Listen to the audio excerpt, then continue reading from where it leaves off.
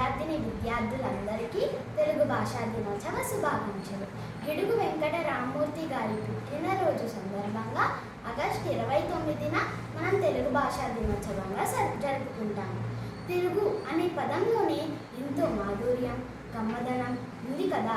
గ్రాంధిక భాషలో ఉండే పాఠ్యాంశాలు వాడుక భాషలోకి మార్చడానికి ఈయన ఎంతో కృషి చేశారు. ఇంట్లో మాట్లాడుకునే భాష, బడిలో మాట్లాడుకునే భాష వేరువేరుగా ఎందుకు ఉండాలని ఈయన ఉద్యమాలు కూడా చేశారు. గిడుగు వెంకట రామ్మూర్తి గారు తెలుగు గురించి ఎంత చెప్పినా తక్కువే. ప్రపంచంలోని అతి ఎక్కువ అక్షరమాల కలిగిన భాష మన తెలుగు భాష.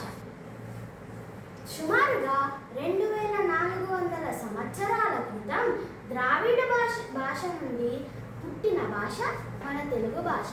రాతలో అతి సుందరమైన భాష మన తెలుగు భాష. మన తెలుగు భాష వినసొంపుగా ఉంటుంది. తెలుగు భాష మాట్లాడే ప్రజలు ఎక్కువగా ఆంధ్రప్రదేశ్, తెలంగాణలో ఉంటారు.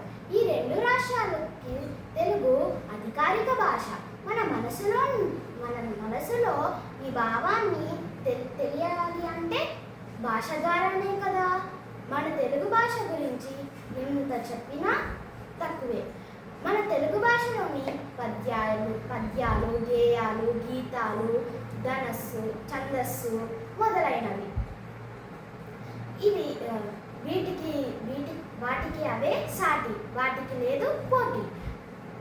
దేశ భాషలందు తెలుగు లెస్స అని శ్రీకృష్ణదేవరాయలు గారు చెప్పారు. కానీ ఈ రోజుల్లో ఇంగ్లీష్ మీద మోజుతో మన తెలుగునే మర్చిపోతున్నారు చాలామంది. అంటే ఇతర భాషను నేర్చుకోకూడదు అని నేను అనటం లేదు. మన తెలుగు భాషకి ఎక్కువ ప్రాముఖ్యత ఇవ్వాలి.